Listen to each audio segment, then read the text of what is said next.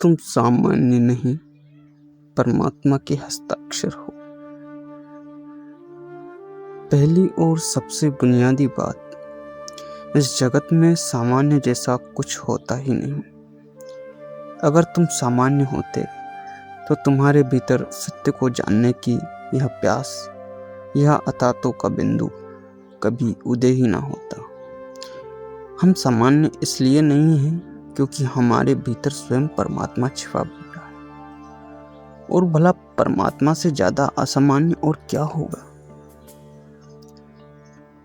तुमने शायद खुद को पत्थर समझ रखा होगा, पर इस अस्तित्व में पत्थरों का कोई वजूद ही नहीं है। यह पूरा अस्तित्व केवल हीरो से तराशा गया है।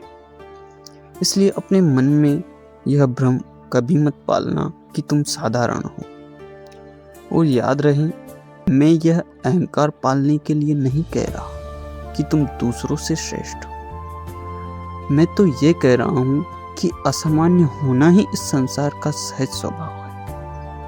यहाँ कुछ भी साधारण होने की गुंजाइश ही नहीं है। इस विरोधाभास को गहराई से समझना, चूंकि तुमने खुद को सामान्य मान लिया है, इसलिए तुम असामान्य दिखने की जद्दोजहद करते हो। कभी पद से, कभी धन से, तो कभी प्रतिष्ठा से। अहंकार की सारी दौड़ इसी बात की है कि तुमने मान लिया है कि तुम तुच्छ हो, और वह तुच्छता तुम्हें कांटे की तरह चुभती है।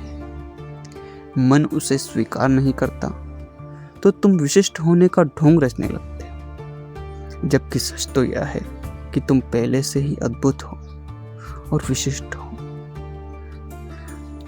जिसने अपनी इस गरिमा को जान लिया, उसके जीवन से अहंकार अपने आप गिर जाता है। इसे यूं समझो जैसे एक हीरा जिसने खुद को पत्थर मान लिया है। अब वह पत्थर होने से डरा हुआ है, इसलिए खुद को रंगों से सजाता है ताकि दुनिया उसे हीरा समझे। जिस दिन उसे बोध होगा कि मैं तो हीरा ही था, उसी क्षण पत्थर होने का भ्रम और खुद को सजाने की वो व्यर्थ कोशिश भी। उसी क्षण सच्ची विनम्रता जन्म लेती है। जिस दिन तुम ये जान लोगे कि तुम असाधारण हो, उसी दिन असाधारण होने की अंधी दौड़ समाप्त हो जाती। तुम असाधारण हो क्योंकि तुम्हारे पास कोई और विकल्प ही नहीं है। परमात्मा के हस्ताक्षर हैं तुम पर। तुम्हारी हर धड़कन में, तुम्हारी हर श्वास में उसी का गीत लिखा है। अगर तुम साधारण होते तो बुद्ध होना असंभव होता। तुम जाग पाते हो, समाधिस्थ हो पाते हो, क्योंकि वह तुम्हारी प्रकृति है। अस्तित्व में कोई भेद नहीं है। बुद्ध में और तुम में रत्ती भर का भी फर्क नहीं।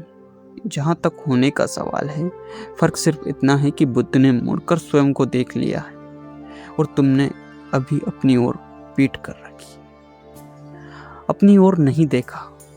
इसलिए तुम सम्राट होकर भी भिखारी बने बैठे हो। तुम जो बनने की कोशिश कर रहे हो, असल में तुम वही हो जिसे तुम बाहर खोज रहे हो। उसे तुमने कभी खोया ही नहीं, बस तुम उसे भूल गए हो। किसी की आंखों में गहराई से झांकना या आईने के सामने खुद को देखना, तुम पाओगे कि तुम्हारे भीतर से कोई और झांक रहा है। तुम अपनी सीमाओं पर समाप्त नहीं होते, तुम तो असीम हो। उपनिषद जब कहते हैं तत्त्वमसि, वही तुम हो, या अहम ब्रह्मास्मि, यानी मैं ब्रह्म हूं, तो यह अहंकार की घोषणा नहीं है। यह तो उस शाश्वत सत्य की स्वीकृति है जिसे झुठलाया नहीं जा सकता। दूसरी बात, क्रांति का वह बिंदु तब आता है जब तुम अपने जीवन के दुखों और पीड़ा को पूरी सजगता के साथ भोगने लगते हो। अब तक तुमने पीड़ा तो बहुत भोगी है, लेकिन बेहोशी में तुम हमेशा इस उम्मीद में जिए कि कल सुख आएगा। आज की पीड़ा को तुमने कल की आशा के पीछे छिपा दिया। पर याद रखना, कोई कल नहीं है। कल जैसी कोई चीज ही नहीं है और कल जैसा कोई शब्द ही नहीं है। जो है बस अभी। और यही धन, पद और यश, इन तीनों की दौड़ तो बस आज को गंवाने की तरकीब है। तुम सोचते हो कि जब तिजोरी भर जाएगी तब सुख भोगोगे, पर वह कल कभी नहीं आता। धन तुम्हारी दरिद्रता नहीं मिटा सकता, क्योंकि दरिद्रता एक नजरिया है, कोई आर्थिक स्थिति नहीं है।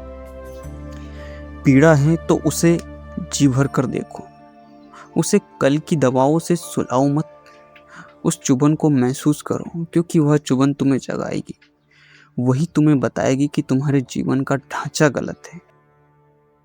अब तक तुमने जो भी किया है वह परमात्मा को बाहर रखकर किया। जहां परमात्मा का अभाव है वहीं पीड़ा है। तुम जिसे धन कहते हो वह मौत छीन लेगी। संपत्ति तो वह है जिसे मौत भी ना छू सके। मित्र वही हैं जो विपत्ति में काम आए, और संपत्ति वही है जो महाविपत्ति यानी मौत के समय भी साथ खड़ी रहेगी। तुम जिसे पद समझते हो वह तुम्हें कभी तृप्त नहीं करेगा। सच्चा पद तो वह है जहाँ पहुंचकर पैर थकना बंद कर दे, जहाँ विश्राम मिल जाए। बाहर ऐसा कोई सिंहासन नहीं है जहाँ बैठकर इंसान को शांति मिल जाए। असली अमीरी भीतर की है। तुम चाहे शराब पियो, सिनेमा जाओ या बेमन से भजन कीर्तन करो, ये सब खुद से बचने के रास्ते। भजन तो वह है जो तुम्हें खुद की याद दिलाए, सुलाए नहीं। जिस दिन तुम्हें अपने जीवन का नर्क साफ साफ दिख जाएगा, उसी दिन तुम्हारे पैर ठिठक जाएंगे, और जैसे ही तुम इस अंधी दौड़ में रुकते हो, एक नया आकाश खुल जाता है। अभी तुम्हारा जीवन वासना और मांग का है। तुम मंदिर में भी परमात्मा के सामने मांग लेकर खड़े होते हो। तुम्हारी प्रार्थना भी एक तरह का सौदा है। मेरा काम कर दो तो मैं तुम पर भरोसा करूंगा। यह भक्ति नहीं है, यह तो अहंकार की सेवा है। जब तक तुम्हारी चेतना बाहर की ओर दौड़ रही है, तुम नर्क में ही रहोगे। लेकिन जिस क्षण तुम जीवन की व्यर्थता को पहचान कर ठहर जाते हो, उसी क्षण प्रेम का जन्म होता है। काम वासना मांगता है, लेकिन प्रेम देना जानता है। जब तुम बांटना शुरू करते हो, तब तुम्हें एहसास होता है कि जो सुगंध तुम बाहर ढूंढ रहे थे वह तुम्हारे अपने ही भीतर बसी है। अंत में अथातों का बिंदु तब आता है जब तुम जान लेते हो कि तुम खुद के कर्ता नहीं हो। सारा दुख तुम्हारे अपने करने का फल है। तुम बोझ को अपने सिर पर ढो रहे हो, खुदा को सौंप दो अपना ही बोझ। तुम उस यात्री की तरह हो जो हवाई जहाज में बैठकर भी अपना वजन खुद संभाल रहा है कि कहीं जहाज गिर ना जाए। हवाई जहाज में बैठ गए हो तो अब भोजन उसी पर छोड़ दो, जीवन को परमात्मा के हाथों में सौंप दो। जब तुम अपना होना शून्य कर देते हो, तभी तुम वास्तव में हो जाते हो। धन्यवाद।